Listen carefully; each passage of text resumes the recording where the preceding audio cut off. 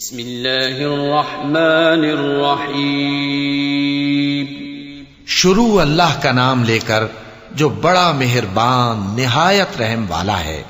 أَلَمْ تَرَ كَيْفَ فَعَلَ رَبُّكَ بِأَصْحَابِ الْفِيلِ أَلَمْ يَجْعَلْ كَيْدَهُمْ فِي تَضْلِيلٍ وَأَرْسَلَ عَلَيْهِمْ طَيْرًا أَبَابِيلَ تَرْمِيهِمْ بِحِجَارَةٍ مِّن سِجِّيلٍ فَجَعَلَهُمْ كَعَصْفٍ مأکول.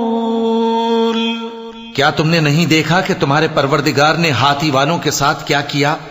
کیا اس نے ان کا داؤں غلط نہیں کیا؟